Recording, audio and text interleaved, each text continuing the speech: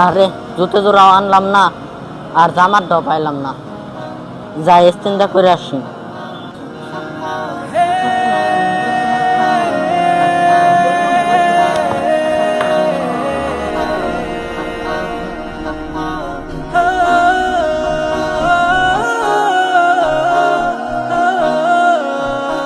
কিরে আমার স্যান্ডেল কই?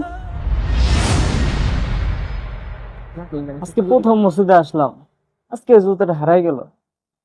এই রিফাত এদিকে আয় তো। কি হয়েছে ভাই? মানুষ কি মসজিদে আসছে জুতো চুরি করতে না নামাজ পড়তে? আর কখনো এই মসজিদে আসবো না। ভাই দাঁড়ান, চিল্লাচিল্লি করেন না, এটা তো আল্লাহ তাআলার ঘর। এইখানে দাঁড়িয়ে এত ক্ষোভ প্রকাশ করার দরকার নেই, হয়তো বা কেউ ভুলে নিয়ে চলে গেছে, একটু দাঁড়ায় অপেক্ষা করেন। এই তোমরা দেখো তো তোমাদের স্যান্ডেল ঠিক আছে কিনা। হ্যাঁ হ্যাঁ ভাই, আমাদের স্যান্ডেল ঠিক আছে। কার এত বড় সাহস যে আমার স্যান্ডেল নিয়ে যায়? তোমরা কি জানো আমি এই মসজিদে তালা মেরে দিতে পারি? ভাই একটু দাঁড়ান, হয়তো কেউ ভুলে নিয়ে গেছে। ধর্মিয়া, আমার এটা নতুন জুতা, আর নতুন জুতা কেউ নিলে একবার নিলে সে কি আর ফেরত দেয়?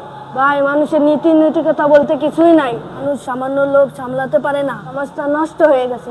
ভাই আমার হলো এটা শখের জুতা, আমি নতুন মাত্র কিনছি, কেনার পরে মসজিদে আসে নামাজ পড়তে। আপনার যদি জুতা হয়তো আপনি কি করতেন? আরে দেরি হয়ে গেল।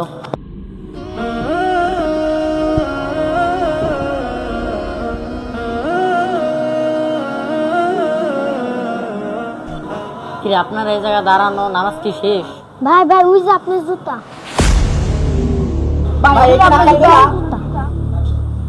ভাই এটা কি আপনার জুতা? আমি তাড়াহুড়ায় নিয়ে গেছিলাম। তারা হরাই নিয়েছিস মানে? তুই আমার জুতা নিছিস কেন?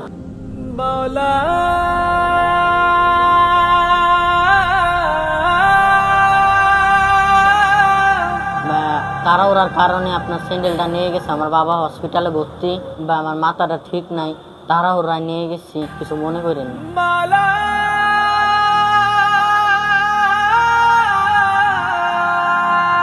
দেখছেন ভাই, আমি বলছিলাম না, হয়তো কেউ আপনার জুতা ভুলে নিয়ে চলে গেছে, ওনাকে কিন্তু আপনার মারাটা ঠিক হয়নি।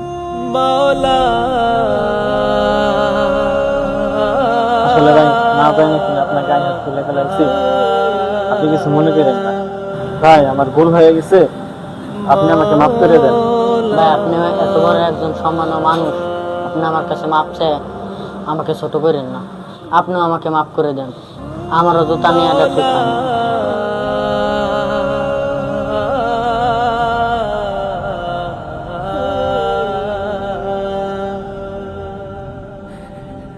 মা